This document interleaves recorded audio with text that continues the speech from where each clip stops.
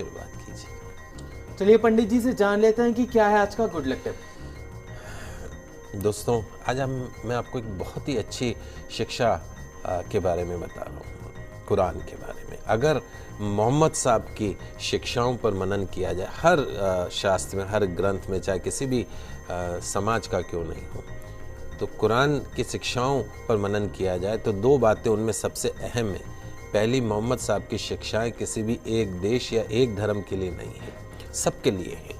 और दूसरी जो उनकी शिक्षाएं हैं, आज से 1500 साल पहले जितनी वो प्रासंगिक थी, आज भी उतनी ही प्रासंगिक है। जीवन का कोई पहलू ऐसा नहीं जिसे बेहतर बनाने, अच्छाई को स्वीकार करने के लिए मोहम्मद साहब ने कोई संदेश न दिया हो कुरान में।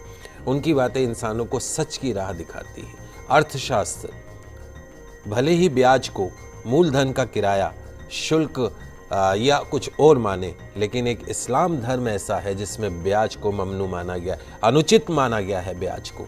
इस्लाम के मुताबिक ब्याज एक ऐसी व्यवस्था है जो अमीर को और अमीर बनाती है और गरीब को और गरीब बनाती है। 10% पे लोग ब्याज पे पैसा लेते हैं, शोषण का एक जरिया है।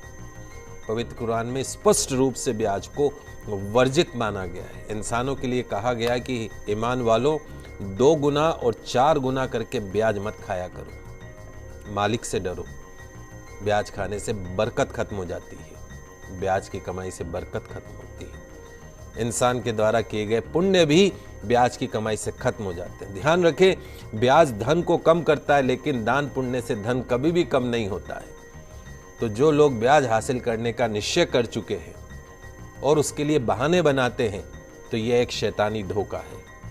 जो लोग ब्याज लेने को सही कारोबार साबित करने की कोशिश करते हैं, घर बैठे रहेंगे, ब्याज पे पैसा खाएंगे और लोगों को भी यकीन दिलाते हैं कि ब्याज लेना उचित है, तो ऐसे लोग भी इसी प्रकार के शैतानी धोखे के शिकार होते हैं। जो लोग ब्याज खाते हैं, उनके बारे में कहा गया है कि वे कयामत के दिन खड़े नहीं हो सकते, उसी तरीके से जैसे किसी को शैतान ने छूकर पागल कर दिया हो।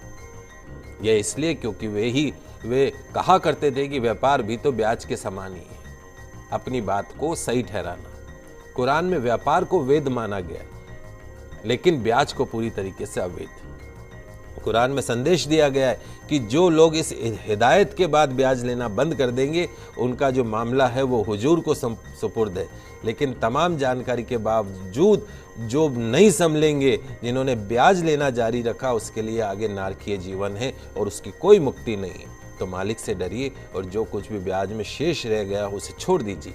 यदि तुम सच्चे दिल से ईमान रखते हो, न तुम खुद पे जुल्म करो, न तुम दूसरों के ऊपर जुल्म करो। अगर तुम्हारे पास बहुत ज़्यादा धन है तो ज़रूरतमंद लोगों को कर्ज दो, उन्हें वापसी के लिए इतना समय दो कि कर्जदार इंसान उसे आसानी से वापस लौटा सके। किसी वास्तविक और अवश्य जो संभावी जो मजबूरी होती है, उससे अगर तुम धन न लौटा सको तो उस पर सख्ती मत करो, उसका अपमान मत करो, उसे और समय दो। रोजी कमाने का गलत तरीका, गलत साधन, गलत रास्ता मत अपनाइए। मालिक से डरते हुए, उसकी नाफरमानी से बचते हुए सही जायज हलाल तरीके अपनाने, हराम रोटी के करीब भी मत जाइएगा। तो कुरान के इस शिक्षा को समझिए और ये ब्याज का जो काम करते हैं उसको बंद कर दीजिए। पंडित जी जानकारी देने के लिए